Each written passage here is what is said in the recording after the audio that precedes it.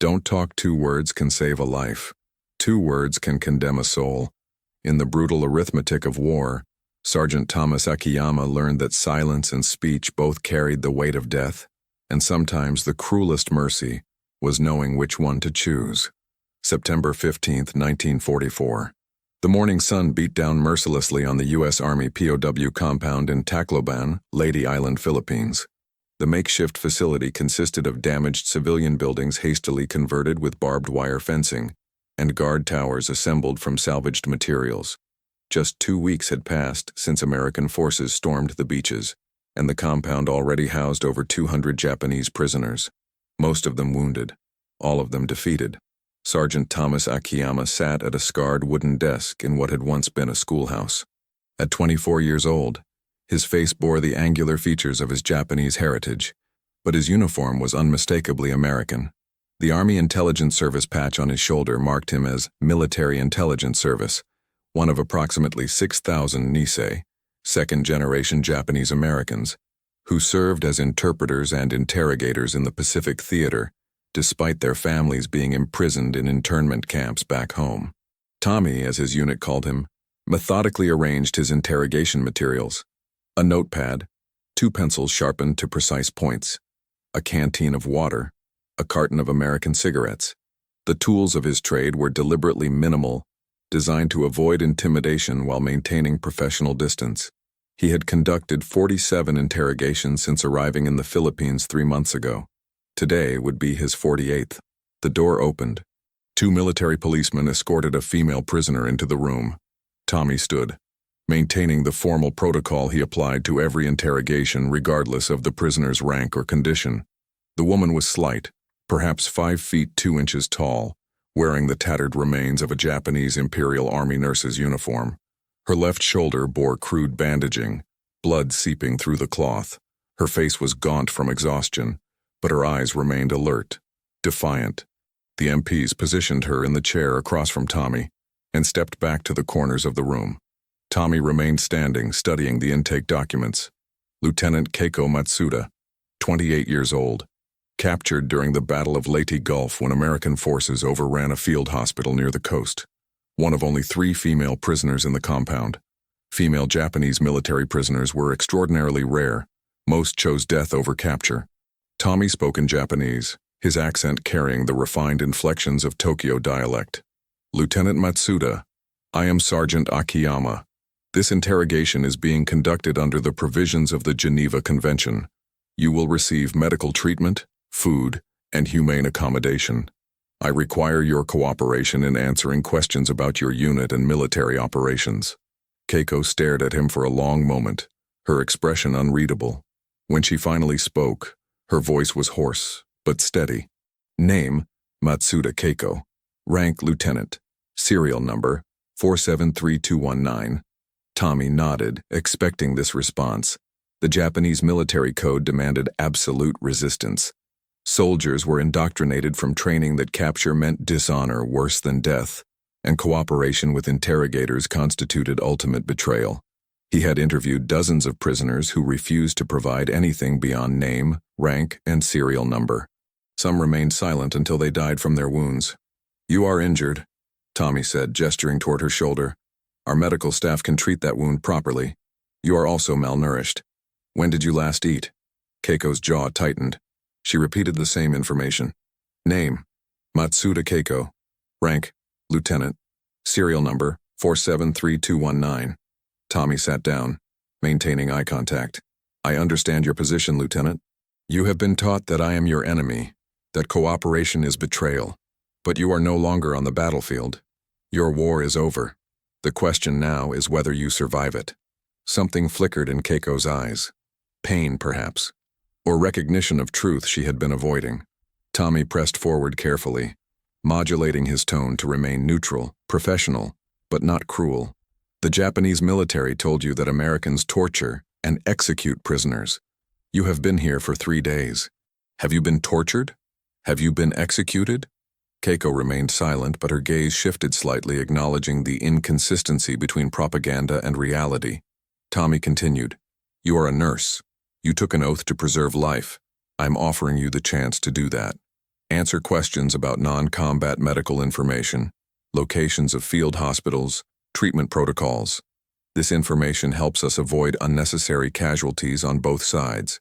It is not military intelligence. It is humanitarian cooperation. Why? Keiko's voice cracked slightly. Why are you helping them? You are Japanese. The question hung in the air between them. It was the question Tommy had been asked countless times, by prisoners, by Japanese propaganda broadcasts, even by some American soldiers who viewed him with suspicion despite his uniform.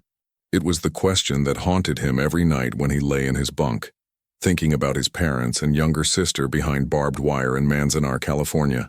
I am American, Tommy said quietly. There is a difference. Keiko's expression hardened.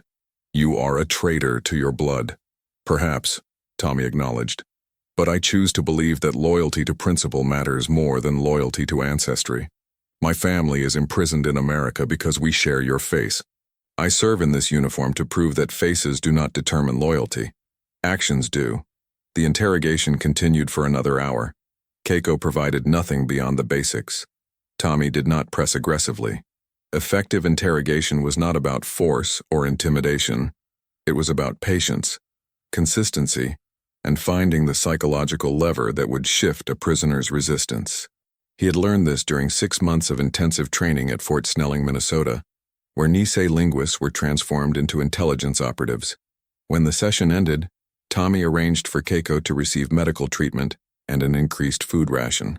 The MPs escorted her back to the female holding area, a separate section of the compound with marginally better conditions than the general population cells.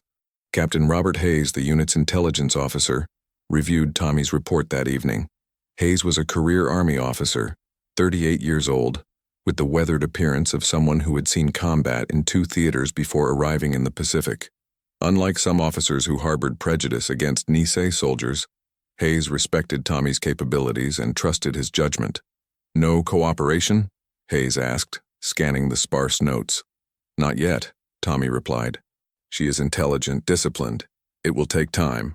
We do not have unlimited time, Sergeant. The push toward Ormoc begins in 2 weeks. Any intelligence about Japanese positions in that sector could save American lives.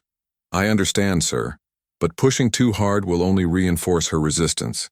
She needs to see that cooperation is not betrayal, but survival. Hayes nodded slowly. Your approach has produced results before. I will trust your instincts, but keep me informed. Over the next 3 days, Tommy conducted 2 more sessions with Keiko. The first, on September 17th, focused on building rapport. He brought medical supplies and personally cleaned and rebandaged her shoulder wound, demonstrating medical competence and genuine care for her welfare. Keiko watched him work with a mixture of suspicion and confusion. You were trained as a medical professional? She asked in Japanese. Basic field medicine, Tommy replied. All MI's personnel receive medical training. We often operate in forward positions without immediate access to medics. MIS? Military Intelligence Service. We are interpreters, translators, interrogators. We bridge the language gap between American forces and Japanese prisoners or civilian populations. Keiko absorbed this information silently. When Tommy finished bandaging her shoulder, she spoke again. I was a civilian nurse before the war, in Hiroshima. I worked at the municipal hospital.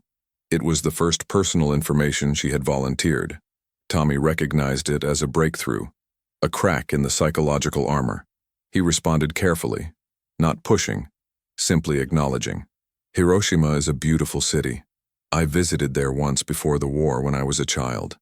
My grandfather lived in the countryside nearby. You have been to Japan? My parents took me when I was 8 years old. We stayed for 6 months, visiting family. It was the only time I saw the country of my ancestors. And yet you fight for America. I was born in Sacramento. America is my home, even when it treats me as an enemy. The conversation continued, shifting from interrogation to dialogue. Keiko spoke about her training, her work at the hospital, her conscription into military service in 1943, when the war situation deteriorated and the Imperial Army desperately needed medical personnel. Tommy shared carefully selected information about his own background, his family, his decision to volunteer for military service despite their internment. By the third session on September 18th, the dynamic had transformed. Keiko entered the room with less visible tension. Tommy offered her tea, a precious commodity he had acquired through trading cigarettes with Filipino locals. They sat across from each other, no longer purely interrogator and prisoner, but two individuals finding unexpected common ground across an unbridgeable divide. "The war is lost," Keiko said suddenly, her voice barely above a whisper. "We all know it. The soldiers, the officers, even the generals. But we are expected to die anyway. For honor, for the emperor, for a cause that cannot succeed." Tommy remained silent, allowing her to continue. "I became a nurse to save lives. In Hiroshima, I saved lives. When they conscripted me, they told me I would continue saving lives, caring for wounded soldiers. But I have watched thousands die, not from wounds, but from starvation, disease, infections that could have been treated. Die because our supply lines are cut, because there are no medicines, because we are ordered to fight until death rather than surrender, even when surrender would save lives." Her hands trembled slightly as she gripped the teacup. Tommy recognized the moment. The psychological breaking point where ideology crumbled under the weight of witnessed reality.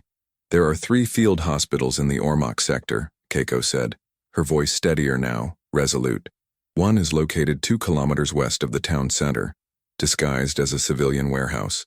The second is in a church 5 kilometers north on the road to Lyman. The third is underground, in a cave system 8 kilometers northeast of Ormoc, accessible only by footpath." Tommy began taking notes, keeping his expression neutral despite the significance of the information. Keiko provided details: approximate numbers of patients, locations of ammunition and supply caches stored near the hospitals in violation of Geneva Convention protections, troop concentrations, command structure. She spoke for 40 minutes, systematically providing intelligence that would allow American forces to plan surgical strikes avoiding medical facilities while targeting legitimate military installations. When she finished, she looked directly at Tommy. "I have betrayed my oath. I am already dead, but perhaps fewer others will need to die." Tommy closed his notebook carefully. "You have not betrayed your oath as a nurse. You have honored it. The information you provided will save lives, American and Japanese both. My people will not see it that way. If I ever return to Japan, I will face execution as a traitor. Then perhaps," Tommy said quietly, "you will need to find a different home, as I did." He reported the intelligence to Captain Hayes within the hour. Hayes immediately recognized its value, cross-referencing Keiko's information with aerial reconnaissance photographs and intelligence from other sources. The correlation was precise. Keiko had provided accurate, actionable intelligence that would fundamentally alter American operational planning in the Ormoc sector. "This is exceptional work, Sergeant," Hayes said, studying the detailed maps Tommy had prepared based on Keiko's descriptions. "Your approach paid off. This information will save American lives when we advance." Tommy felt the familiar conflict: pride in successful completion of his mission, unease about the methods, the exploitation of a desperate woman's moral crisis. He had become skilled at compartmentalizing these emotions, filing them away in mental boxes he would unpack later, perhaps, if he survived the war. Over the next 2 days, the compound settled into routine. Tommy conducted interrogations with other prisoners, translated captured documents, briefed reconnaissance teams preparing for operations. Keiko remained in the female holding area, receiving improved rations and medical care per Tommy's recommendations. On September 20th, Tommy noticed increased activity around the camp perimeter. Filipino scouts employed by the U.S. Army reported suspicious individuals in the surrounding villages, asking questions about the POW compound, its security measures, prisoner populations. The reports were concerning but not unprecedented. Japanese stragglers and scattered units still operated throughout the island, sometimes attempting reconnaissance or sabotage. Captain Hayes ordered increased security patrols and tightened access protocols. The compound housed valuable intelligence assets, prisoners who had provided significant information about Japanese defensive positions, supply routes, command structures. Losing those prisoners to rescue or assassination attempts would represent a serious intelligence setback. That evening, Tommy visited Keiko's holding area. The female section consisted of a small concrete building that had formerly been a storage facility, now outfitted with basic cots and minimal furnishings. 2 female prisoners occupied the space, Keiko and a civilian woman captured while attempting to carry messages for Japanese forces. Keiko sat on her cot, staring at the wall with an expression of profound resignation. "Lieutenant Matsuda," Tommy said from the doorway. The guard had unlocked the door but remained present per protocol. Keiko looked up slowly. "Sergeant Akiyama, I wanted to inform you that your information has been validated. It was accurate and valuable. You have likely prevented significant casualties." "I am pleased," Keiko said, though her tone suggested otherwise. "I have accomplished something useful before I die. You are not going to die. You are a prisoner of war under American protection. I am already dead, Sergeant. Perhaps my body still functions, but the person I was, the daughter, the nurse, the officer, that person died when I spoke. I am a ghost now, waiting for the final dissolution." Tommy had no response that would not sound hollow. He had seen this psychological state before, in prisoners who cooperated and then spiraled into profound depression, recognizing that they could never return to their previous lives, their previous identities.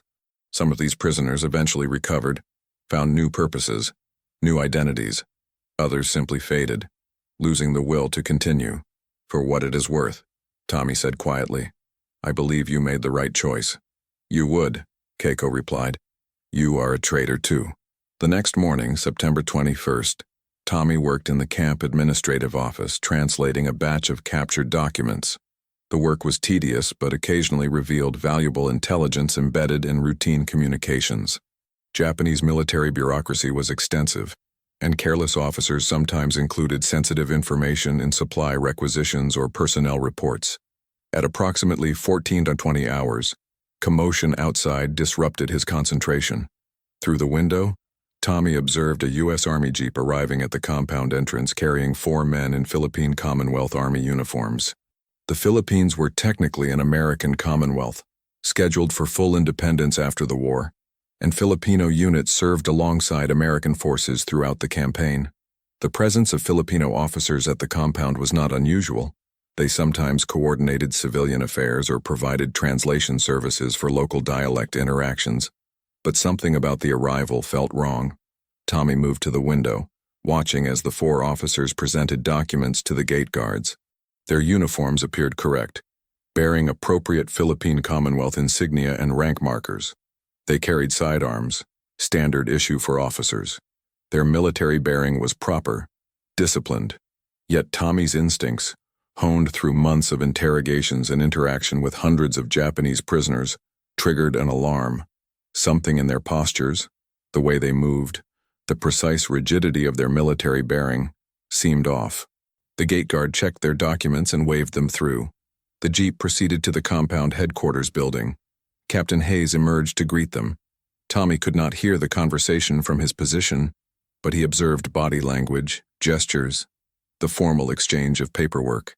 One of the Filipino officers removed his cap, wiping sweat from his forehead. The gesture revealed his wrist momentarily, and Tommy caught a glimpse of something that made his blood run cold. A tattoo. Small, easily overlooked, partially concealed by the uniform sleeve. But in that brief exposure, Tommy recognized the design.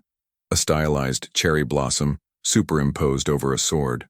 The discrete identification symbol used by Kempei-tai operatives, the Japanese military police and intelligence service. The Kempei-tai were responsible for counter-espionage, internal security, and enforcement of military discipline. They were also notorious for brutal interrogation methods and summary executions of suspected traitors, spies, and collaborators. Tommy's mind raced. The uniforms were too perfect, too new. Most Filipino Commonwealth soldiers wore worn, well-used equipment acquired over months of combat. These uniforms appeared freshly issued. The boots, visible beneath their trousers, were Japanese military pattern, not American or Filipino standard issue. The postures were Japanese military, the specific way officers held themselves, subtly different from American or Filipino military bearing. They were Kempei-tai operatives, disguised as Filipino officers, operating inside an American military facility. And Tommy knew exactly why they were here. They were here to execute Lieutenant Keiko Matsuda. The realization crystallized with absolute certainty. The Kempei-tai had learned of Keiko's cooperation, probably through intelligence networks that still operated throughout the Philippines despite American control.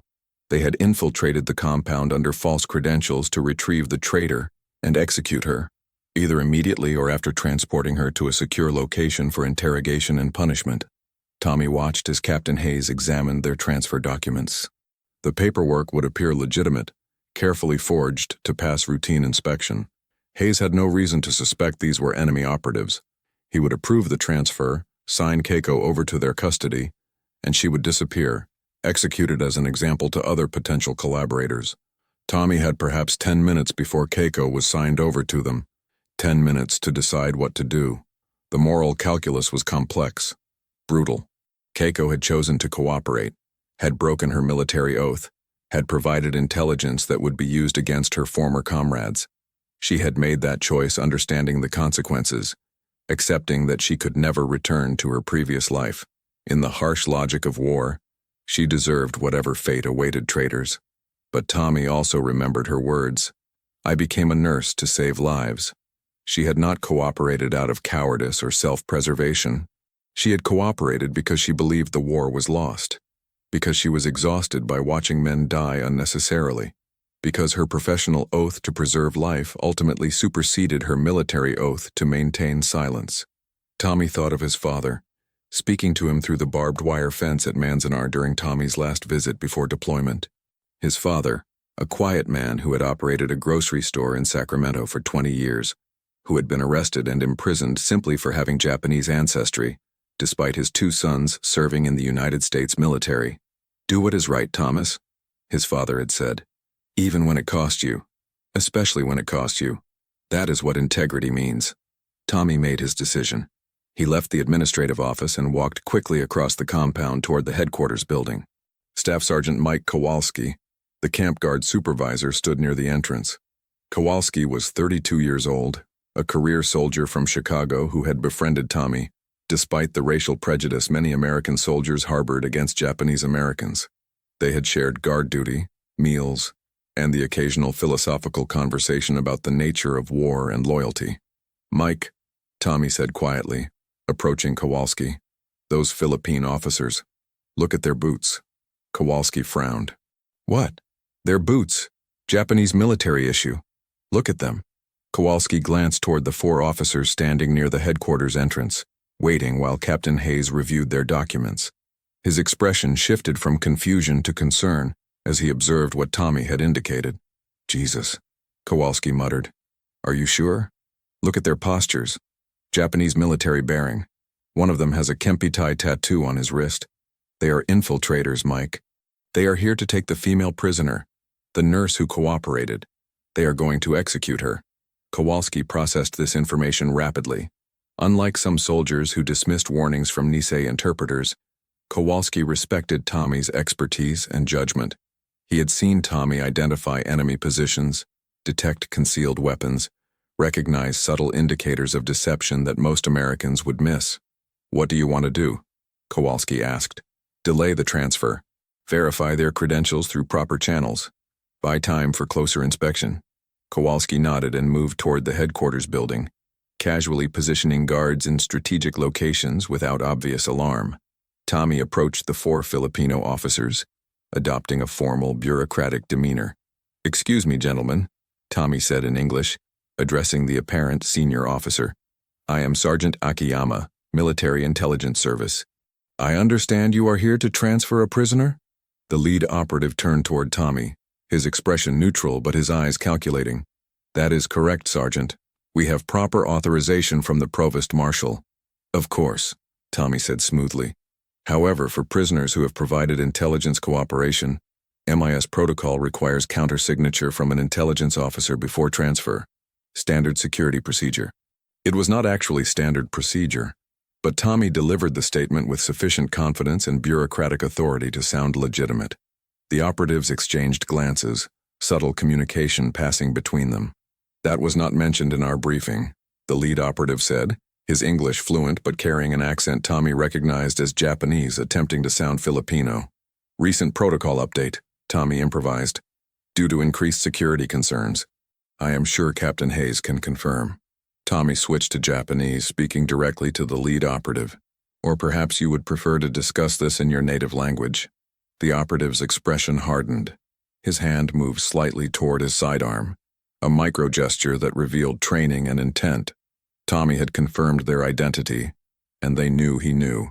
"There appears to be some confusion," the operative said in English, maintaining the pretense. "We will speak with your commanding officer to resolve this matter." Kowalski had positioned 4 guards around the area, all carrying rifles, all appearing relaxed but ready. Captain Hayes emerged from the headquarters building, sensing the tension. "Is there a problem, Sergeant?" Hayes asked. "Sir, I request closer examination of these officers' credentials," Tommy said formally. "I have observed indicators suggesting possible identity discrepancies." Hayes studied Tommy's expression, recognizing the barely visible signals Tommy used to communicate urgency.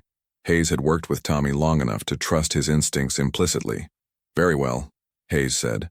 "Gentlemen, if you would accompany me inside for credential verification, we can resolve this quickly." The lead operative made his calculation. 4 American soldiers with rifles, more guards visible throughout the compound. Escape was impossible. Completing the mission was impossible. Only one option remained. The operative shouted in Japanese to his companions, "Fight! For the Emperor!"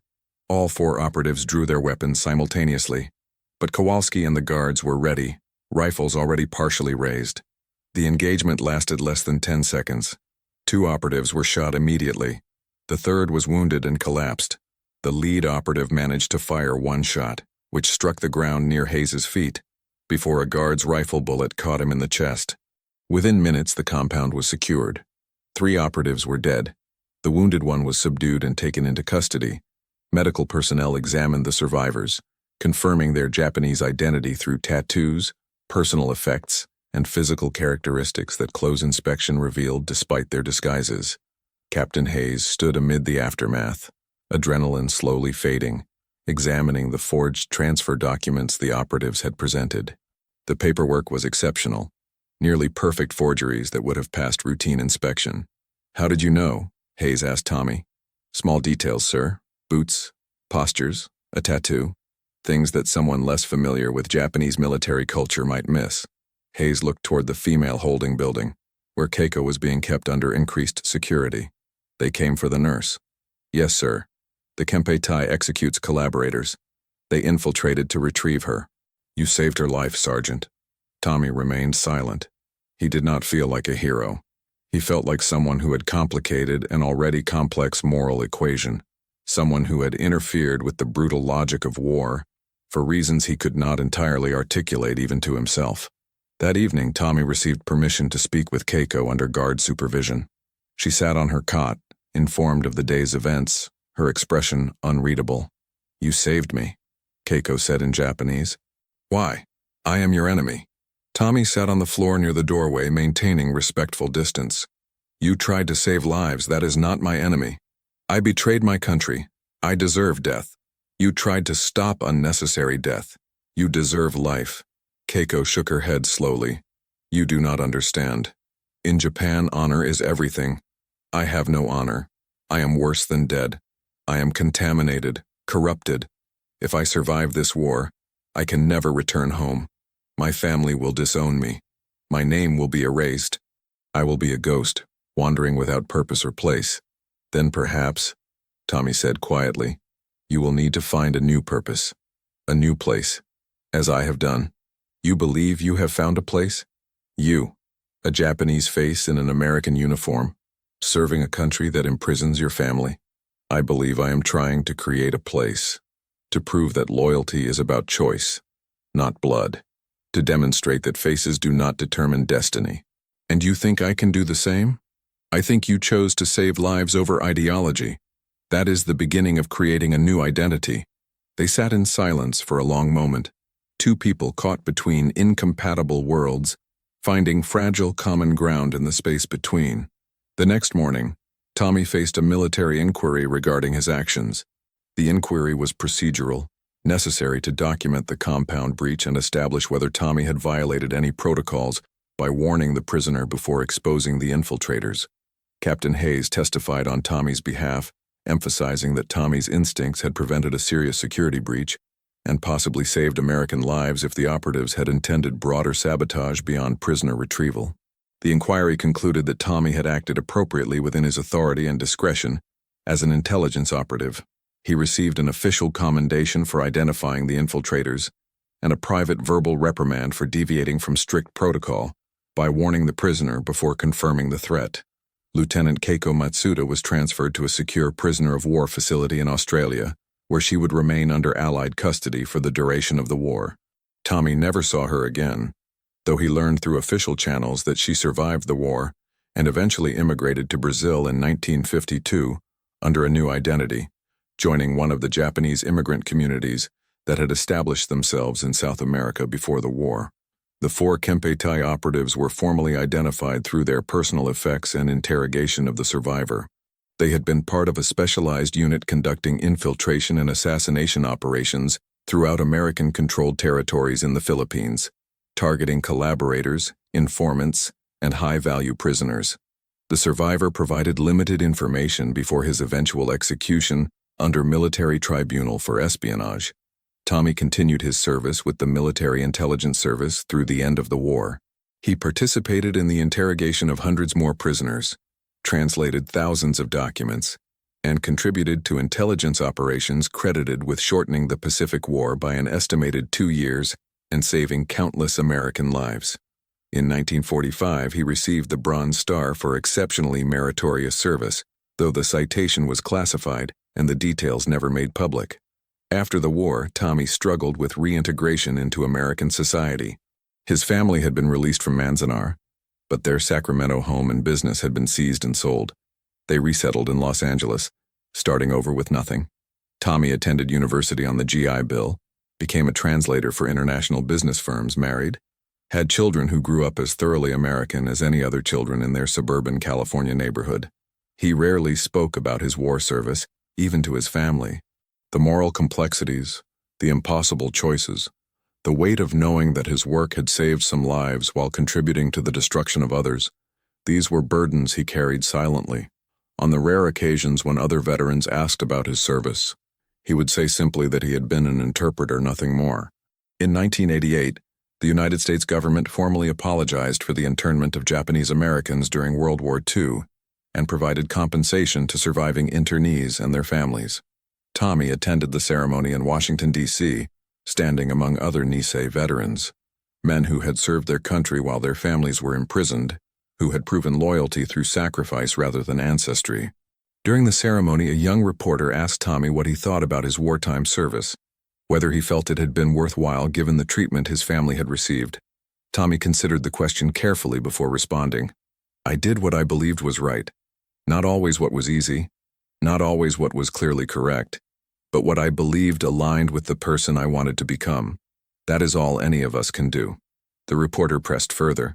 "Do you consider yourself a hero?" Tommy shook his head. "I consider myself someone who tried to preserve life when possible. Sometimes I succeeded, sometimes I failed. The measure of a person is not whether they make perfect choices, but whether they continue trying to make right choices even when the cost is high." Years later, when Tommy's children asked him about his war experiences, he told them about the interrogations, the intelligence work, the small contributions to a massive global conflict. But he never told them about Lieutenant Keiko Matsuda, about the moment when he saw the Kempeitai operatives arrive, about the choice he made to intervene despite the professional and personal risks. That story remained private, locked in memory, a moment of moral complexity that defied simple explanation or justification. It was a story about 2 people caught between incompatible loyalties, about the impossibility of war and the fragile humanity that sometimes survived despite everything. In Tommy's final years, when dementia began eroding his memory, his wife found a small box among his possessions containing his military identification card, his Bronze Star citation, and a single piece of paper with 2 words written in Japanese characters. "Don't talk." She asked him what the words meant, but by then his memory had fragmented too severely to provide coherent explanation. He simply stared at the paper, tears forming in his eyes, muttering something about honor and choice and the price of saving a life.